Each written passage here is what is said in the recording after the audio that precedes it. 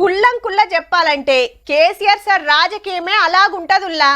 ఏదో ఎందుకు sir CM సీట్లు ఉండంగా 10 ఏళ్లల్లా 40 మంది ఎమ్మెల్యేలను ఏరే పార్టీలకెళ్ళి గుంజి కార్లేసుకుండు. కానీ నోటీసులు, కేసులు, కోర్టులు, తీర్పులు గివ్వేం లేవు. అరే గిదేంది సారు, ప్రతిపక్షాలను బతకనేరా అని అడిగిండ్రనుకో, హగో నన్నంటారేంది, వాళ్ళు వస్తామంటే నేనెందుకు అద్దంట, నియోజకవర్గం డెవలప్ చేసుకుంటామంటుండ్రు, గండ్ల తప్పేముంది అనేది నవ్వుకుంటా. అదే కరెక్ట్ రాజకీయం అనిపించేది ఈనేటోళ్ళగినా. కానీ ఇప్పుడు గట్ల జరిగితే గల్లీ కోర్టు కాంచి ఢిల్లీ కోర్టు దానికా కొట్లాటేనాయే, అట్లెట్లా నడుస్తుందని. మేం పార్టీ మారలే, కప్పుకుంది కాంగ్రెస్ కండువా కాదు, జాతీయ జెండా కండువా బీఆర్ఎస్ లోనే ఉన్నామని ఎమ్మెల్యేలు స్పీకర్ సార్ కు ఉత్తరం రాసిండ్రు. నియోజకవర్గం డెవలప్మెంట్ పనుల కోసమే సీఎం సార్ ను కలిసినాం, కావాలంటే ఫోటోలు, జీతం రసీద్ చూడురు అని ఆధారాలు కూడా పంపిర్రట.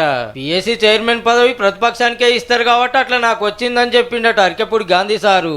ఈ 8 మంది మాట ఇట్లుంటే Danam Nagender sir, Kadiyam Srihari sir time అడిగిర్రట వివరణిస్తానికి.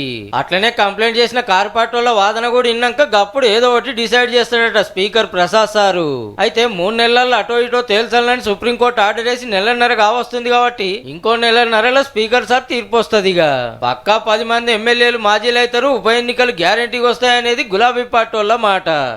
మీ 10 ఏళ్ల ఏలు వల్ల కాంగ్రెస్, టీడీపీ, వైసీపీ, బీఎస్పీ, సిపిఐకి 40 మంది ఎమ్మెల్యేలను గుంజి అందులిద్దరికి మంత్రి పదవులు కూడా ఇచ్చిర్రు. అప్పుడు రాని ఎలక్షన్లు ఇప్పుడు ఎట్లా వస్తాయనేది కాంగ్రెస్ లీడర్లకు వచ్చాను. న్యాయ ప్రకారం అంటే కోర్టులు ఉన్నాయి, స్పీకర్ నిర్ణయాలు ఉన్నాయి. మరి దీనికి ఏదో సిగ్గుందంటే వాళ్ళు ఏదో చేరినట్టుగా, ఏదో చేర్చుకున్నట్టుగా, మరి మీకు ఆ రోజు సిగ్గు లేదా? మరి అందరి వాదనలు విన్నాక స్పీకర్ సార్ ఏం డిసైడ్ చేస్తాడో గానీ కవితకి ఎమ్మెల్సీ పదవికి పెట్టిన రాజీనామా కూడా ఇంకోకే కాలే. మండలి చైర్మన్ గుత్తా సుఖేందర్ రెడ్డి సార్ కు పంపిందట గానీ ఆమోదించురని అడుగుతలేదు, కలుస్తలేదు మరి.